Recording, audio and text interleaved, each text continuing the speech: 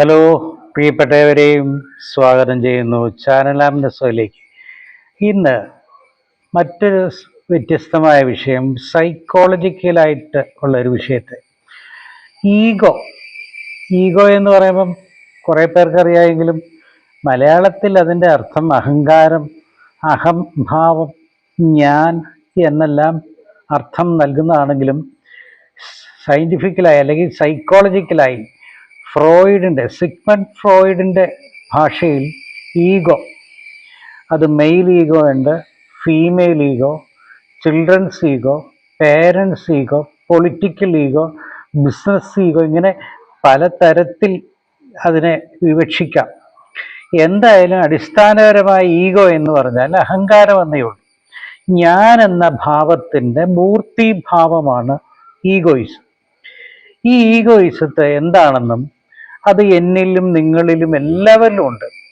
അതിനെ ശാസ്ത്രീയമായി അല്ലെങ്കിൽ ഫിലോസഫിക്കലായി അനലൈസ് ചെയ്യുമ്പം മറ്റൊരു അർത്ഥം നൽകാമെന്നല്ലാതെ ഒന്നുമില്ലെങ്കിലും നമ്മളതിൻ്റെ ആ പഠനത്തിലേക്ക് കടക്കുകയാണ്.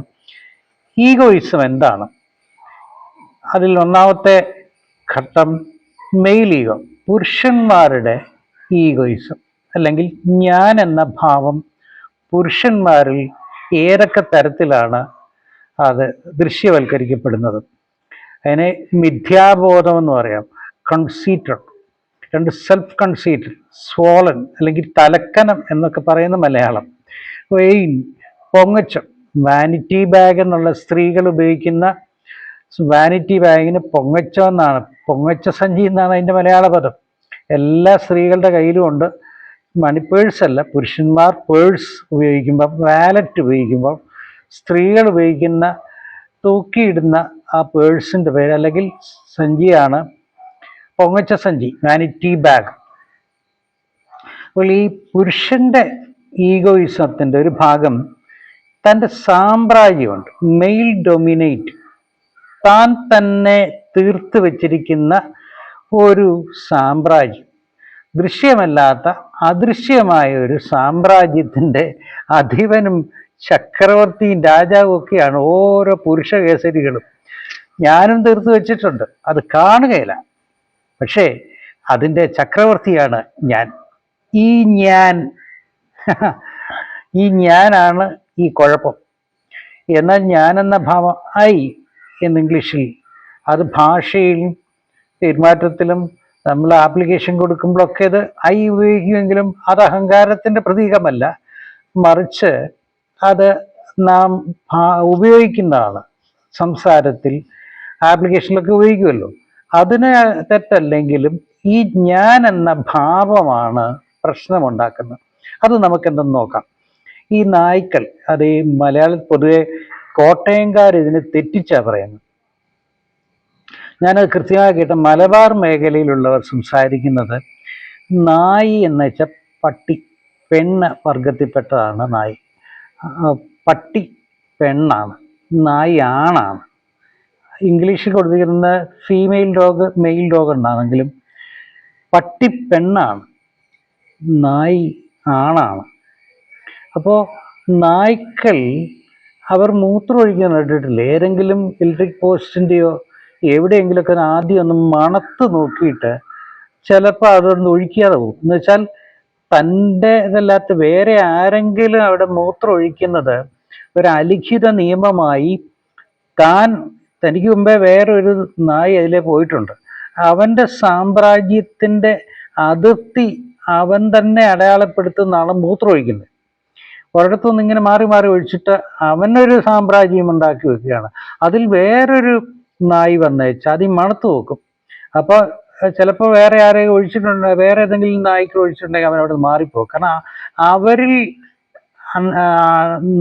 ഉള്ള അടങ്ങിയിരിക്കുന്ന അവർക്ക് മാത്രം പരിചിതമായ ഒരു സാമ്രാജ്യം പോലെ ഇതുമുണ്ട്. അപ്പം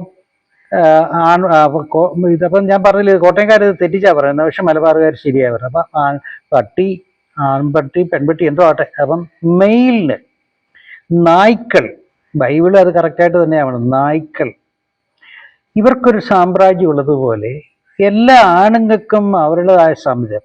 അവർ കൈകാര്യം അവരുടെ വസ്ത്രത്തിൻ്റെ രീതി, അവരുടെ സംസ്കാരങ്ങൾ, അവരുടെ ഭക്ഷണക്രമങ്ങൾ, അവർ പ്രത്യേകിച്ചും ജോലിക്കാർ, ഗവൺമെൻറ് പബ്ലിക് മേഖലയിൽ പ്രവർത്തിക്കുന്ന സർക്കാർ, അർദ്ധ സർക്കാർ അല്ലെങ്കിൽ സെൻട്രൽ ഗവൺമെൻറ്, ഇവിടെയൊക്കെയുള്ള ജോലി ചെയ്യുന്നവർക്കുള്ള പല പുരുഷന്മാരെ നമ്മൾ ശ്രദ്ധിച്ചാൽ അവരുടേതായ തീർത്ത് വെച്ചിരിക്കുന്ന ഒരു അഹങ്കാരത്തിൻ്റെ സാമ്രാജ്യവും അതിലുണ്ട്. അതിൽ അഹങ്കാരം കൂടുമ്പോഴാണ് അവർ സ്വാർത്ഥരാകുകയും പബ്ലിക്കുമായിട്ട് പ്രശ്നങ്ങൾ ഉണ്ടാക്കുകയൊക്കെ ചെയ്യുന്നത്. അത് അതൊരു കമ്പനിക്കോ അല്ലെങ്കിൽ ഒരു പേരിൽ ഞാൻ ജോലി ചെയ്യുമ്പോൾ ആ ജോലിക്കാരൻ നിലയിൽ നമ്മുടെ ഈ നാട്ടിലുള്ള ജനസേവകനായിരിക്കണം. പബ്ലിക്കിൻ്റെ പണമാണ് അവർക്ക് ശമ്പളം കിട്ടുന്നത്. അത് റെയിൽവേയിലായാലും മറ്റേത് മേഖലയിലാണെങ്കിലും ശമ്പളം ഇവരുടെ വീട്ടിൽ നിന്നല്ല കൊണ്ടുവരുന്നത്, പബ്ലിക്കിൽ നിന്നും കിട്ടുന്നതാണ്. അപ്പോൾ പൊതുജനത്തിൻ്റെ സേവകരാണ് ഓരോ ഉദ്യോഗസ്ഥരെന്ന് മറക്കരുത്. എന്നാൽ ഇവരിൽ ചിലർ ഈ അടിസ്ഥാന തത്വങ്ങൾ മറന്നിട്ട് തങ്ങളുടെ വീട്ടിൻ്റെ വകയാണെന്നോ തങ്ങളുടെ കുടുംബ വകയാണെന്നുള്ള ധരിച്ചുകൊണ്ട് ക്ഷോഭിക്കുകയും അനാവശ്യമായി പൊട്ടിത്തെറിക്കുകയൊക്കെ ചെയ്യുമ്പോഴാണ് പ്രശ്നങ്ങൾ ഉണ്ടാകുന്നത്. അത് പോലീസ് ഉദ്യോഗസ്ഥരിലാണ് ഏറ്റവും കൂടുതലുള്ളത്. അത് ഓർക്കണം, ഇതൊരു ഈഗോയിസമാണ്. ആ ഈഗോ അവർ സ്വയം തിരിച്ചറിഞ്ഞെങ്കിൽ മാത്രമേ അത് മാറ്റാൻ കഴിയൂ. ഇല്ലെങ്കിൽ അതിൻ്റെ പരിണതഫലം ഒന്നുകിൽ എവിടെയെങ്കിലും ട്രാൻസ്ഫർ ആയി പോവോ, അല്ലെങ്കിൽ ഏതെങ്കിലും തരത്തിലുള്ള ഔദ്യോഗികമായ കുറ്റകൃത്യത്തിനുള്ള പണിഷ്മെൻ്റ് ഓർഡറൊക്കെ കിട്ടുമ്പോഴാണ് ഇവർ അനുഭവിക്കുന്നത്. അതുകൊണ്ട് എല്ലാവരിലും ഈഗോ ഉണ്ട്, എല്ലാ പുരുഷന്മാരിലും. ചിലർക്ക് അധികം വരുമ്പോഴാണ് അഹങ്കാരം അധികമായി പൊതുജനം തള്ളിക്കളയുന്നത്. ഇപ്പോൾ നമ്മുടെ നാട്ടിലുണ്ട് സിനിമാ താരങ്ങൾ, അതിൻ്റെ ഉത്തമ ഉദാഹരണമാണ്. ഇവരാരും ജനിച്ചപ്പോൾ സിനിമാ താരങ്ങളോ ഒന്നുമല്ല. പബ്ലിക്ക് പോയി പണം കൊടുത്ത് ടിക്കറ്റ് എടുത്ത് കാണുന്നില്ലെങ്കിൽ ഇവരുടെ ആരെയും സിനിമ വിജയിക്കുകയില്ല. അപ്പോൾ ജനങ്ങൾ നിരാകരിച്ചാൽ, നിസ്സഹരണം തുടങ്ങിയാൽ ആരും വിജയിക്കുകയില്ല. ഇവർ ജനിച്ചപ്പോൾ അല്ലല്ലോ, തുടർന്ന് അവരുടെ കഴിവ് കൊണ്ട് സ്വയമല്ല, മറ്റ് നല്ല നല്ല തിരക്കഥയും നല്ല സംവിധാനങ്ങളും നല്ല സാങ്കേതികമൊക്കെ വന്ന് ജനങ്ങളെ ഇഷ്ടപ്പെടുമ്പോൾ മാത്രമാണ് വിജയിക്കുന്നത്. ഒരാളുടെ ഒരു സിനിമ വിജയിച്ചുകൊണ്ട് എല്ലാ സിനിമകളും വിജയിക്കണമെന്നില്ല. അതുകൊണ്ട് അഹങ്കാരം എല്ലാവർക്കും ഉണ്ട്. ഏറ്റവും കൂടുതലുള്ളത് രാഷ്ട്രീയക്കാർക്കും സിനിമാ മേഖലയിലുള്ളവർക്കാണ്. അതിന് ഉദാഹരണമാണ് ഇപ്പോൾ തൃശ്ശൂരൊക്കെ അരങ്ങേറുന്നത്. അഹങ്കാരത്തിൻ്റെ ഉന്നതഭാവത്തിൽ. എന്ന് മുതൽ ഇവർക്കൊക്കെ ഇതായത്? ഇവർ ജനിച്ചപ്പോൾ ഈ കൊട്ടാരത്തിലെ വാസികളായിരുന്നു? അല്ല. അപ്പോൾ ഇവരിൽ അടങ്ങിയിരിക്കുന്ന അഹമെന്ന ഭാവം അധികമാകുമ്പോഴാണ് നാളെ അവരെ കറിവേപ്പില പോലെ പൊതുജനം തള്ളിക്കളയുമ്പോൾ അവരനുഭവിക്കുകയുള്ളൂ. അപ്പോൾ പറഞ്ഞു വരുന്ന നമ്മുടെ സബ്ജക്റ്റ് ഈഗോയിസത്തിൻ്റെ ഒന്നാമത്തേത് മെയിൽ ഈഗോയാണ്.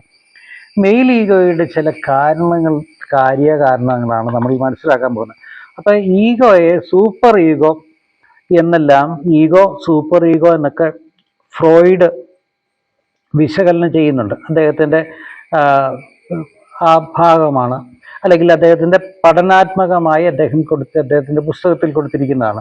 ഇത് നമ്മൾ മനസ്സിലാക്കേണ്ടത് ഈഗോ എല്ലാവരിലും ഉണ്ട്. അതെന്താണ്? അപ്പോൾ മാനസിക പ്രശ്നങ്ങൾ ഉണ്ടാക്കുന്ന കാര്യങ്ങളെ തമാശ രൂപത്തിലും ആക്ഷേപഹാസ്യ രൂപത്തിലും അവതരിപ്പിക്കാനുള്ള കഴിവാണുള്ള ഹ്യൂമർ എന്നത്. സ്വയം പരിഹസിച്ച് ചിരിക്കാനും കഴിവുള്ള ഒരു വ്യക്തിക്ക് ഉത്കണ്ഠ കുറവായിരിക്കും. ഞാൻ മനസ്സിലായോ? ഞാൻ ഒരു അബദ്ധം ചെയ്തു, വിവരക്കേട് പറഞ്ഞു, അല്ലെങ്കിൽ ചെയ്തെങ്കിൽ മറ്റൊരാൾ നമ്മളെ അത് ചൂണ്ടിക്കാണിച്ച് ഇയാൾ ഇങ്ങനെ വിവരക്കേട് പറഞ്ഞില്ലേ, അങ്ങനെ പറയുമ്പോൾ നമുക്ക് നമ്മളിലെ ഈഗോ ഉണ്ടാകുകയും ആ വ്യക്തിയോട് ശണ്ടയിടാൻ പോവുകയാണ്. എന്നാൽ നേരെ തിരിച്ച്, പിന്നെ ഞാൻ ഇന്നൊരു വലിയ അബദ്ധം പറ്റി കേട്ടോ, അതെ വേറെ ആരോടും പറയരുതെന്നൊക്കെ പറഞ്ഞ് നമ്മളെ തന്നെ, നമ്മുടെ അബദ്ധങ്ങളെയും നമ്മുടെ കഴിവില്ലായ്മകളെയും സ്വയം മനസ്സിലാക്കി അത് ഫലിത രൂപത്തിൽ അതിനെ എടുക്കുകയാണെങ്കിൽ ഉത്കണ്ഠ, ആൻസിറ്റി അങ്ങ് മാറും. നേരെ തിരിച്ച് മറ്റൊരാൾക്ക് അതിലിട്ട് കൊടുക്കുമ്പോഴാണ്, പബ്ലിക്കിൻ്റെ മുമ്പിൽ എത്തുമ്പോഴാണ് ഈ പ്രശ്നം ഗുരുതരമാകുന്നത്. അപ്പം നമുക്ക് വല്ലാത്ത വിഷമം ഉണ്ടാകും, ഒരു ജാള്യതയൊക്കെ ഉണ്ടാകും. പ്രത്യേകിച്ച് അത് സ്ത്രീകൾക്ക് അത് കൂടുതലാണ്. അപ്പോൾ നമ്മൾ മനസ്സിലാക്കേണ്ടത്, നമുക്ക് പറ്റിയ അബദ്ധങ്ങളെ അത് അബദ്ധമാണെന്ന് മനസ്സിലാക്കി അതിനി ആവർത്തിക്കാതിരിക്കാൻ ശ്രദ്ധിക്കുക എന്നുള്ളതാണ് ഏക പോംവഴി. അപ്പോൾ ഈഗോയിസം ഉണ്ടാകാം, എല്ലാവർക്കും ഉണ്ടാകും, കുട്ടികൾക്കുണ്ടാകാം, എല്ലാവർക്കും ഉണ്ടാകാം. ആ സ്വഭാവം ജന്മനാ നമുക്കുണ്ടെങ്കിൽ ചിലരിൽ അധികമായിരിക്കും. ഇതിന്റെ പ്രധാന കാരണം ഞാനെന്ന ഭാവം ഞാൻ അധികം എടുക്കുമ്പോൾ എൻ്റെ ഈഗോ എടുക്കാൻ പറ്റാത്തൊരു സന്ദർഭത്തിൽ എന്നേക്കാൾ ഉന്നതമായ സ്ഥാനത്തിരിക്കുന്ന ഞാൻ എന്തെല്ലാം ഈഗോ എടുത്താലും എന്നെ പരിഗണിക്കാത്ത തള്ളിക്കളയുന്ന ഒരു സമൂഹത്തിൽ എൻ്റെ ഈഗോ ചെലവാകുകയില്ല. എന്നാൽ ഞാൻ പറയുന്നത് പോലെ കേൾക്കാനും ഞാൻ പറയുന്നതെല്ലാം ചെയ്യാനും അതെല്ലാം അനുസരിക്കാനും തയ്യാറാക്കിയിരിക്കുന്ന ഒരു ഒബീഡിയൻറ്റ് സെർവൻ്റായി എൻ്റെ കൂടെ ആരെങ്കിലും ഉണ്ടെങ്കിൽ ഞാൻ അവിടെ സൂപ്പർ ഈഗോയാവും. ഓർക്കുക, നമുക്ക് സാഹചര്യങ്ങൾ അനുകൂലമല്ലെങ്കിൽ നമ്മളിലെ ഈഗോ പോവും. ഇന്ത്യയിൽ അനവധി പേർ ഈഗോ ഉണ്ടെങ്കിലും ഏറ്റവും കൂടുതൽ ഒരു ഈഗോ ഉള്ള ഒരു സ്ത്രീയായിരുന്നു മുൻ തമിഴ്നാട് മുഖ്യമന്ത്രിയായിരുന്ന ജയലളിത. അവർ ഇരിക്കുന്നിടത്ത് വേറെ പുരുഷന്മാർക്കെന്നില്ല ആർക്കും തന്നെ കസേര അനുവദിക്കുകയില്ല. മനസ്സിലായോ? അതാണ് ഏറ്റവും സൂപ്പർ ഈഗോ.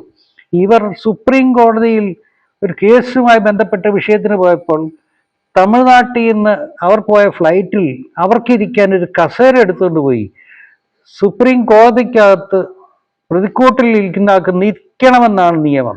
അവർ കസേരയും കൊണ്ട് ചെന്നപ്പോൾ കോടതി അതിനെ പുറത്തിട്ടു. നിങ്ങൾ വന്നിരിക്കുന്നത് മുഖ്യമന്ത്രി എന്ന നിലയിൽ മാത്രമല്ല, ഇന്ത്യയിലൊരു പൗരൻ എന്ന നിലയിലാണ്. നിങ്ങൾ നിൽക്കേണ്ടത് കോടതിക്കകത്ത്, അവിടെ നിന്നേ പറ്റൂ. ഇതാണ് സൂപ്പർ ഈഗോ. അത് ഒരു സ്ത്രീ എന്നല്ല, ഒരു പുരുഷനില്ല, ആർക്കും തന്നെ സഹിക്കാവുന്നതിൽ അപ്പുറമായിട്ടാണ് അവരുടെ ഈഗോയിസം. അതൊരിക്കലും ശരിയല്ല, അത് തെറ്റാ. അതിനൊക്കെ മറുപടി കൊടുത്തതാണ് സിനിമാ നടൻ രജനീകാന്ത്. മധുര പ്രതികാരം അവർ കൊടുത്തിട്ടുണ്ട്. അവരുടെ മുമ്പിൽ ആരും സിഗരറ്റ് വലിക്കാൻ പാടില്ല, അവരുടെ മുമ്പിൽ ആരും കാലുമേ കാല് കെറ്റിയിരിക്കാൻ പാടില്ല, അവരുടെ മുമ്പിൽ ആരും ഇരിക്കാൻ പാടില്ല. ഏറാൻ മൂളികളായി കുറെ തമിഴ്നാട്ടുകാരിരുന്നതുകൊണ്ട് എല്ലാ പുരുഷന്മാരും അങ്ങനെയാണെന്ന് കരുതരുത്. സ്ത്രീകൾ ഓർക്കണം, നിങ്ങൾ വിധേയപ്പെട്ടെങ്കിൽ മാത്രമേ കുടുംബജീവിതവും സമാധാനപരമായി പോകൂ.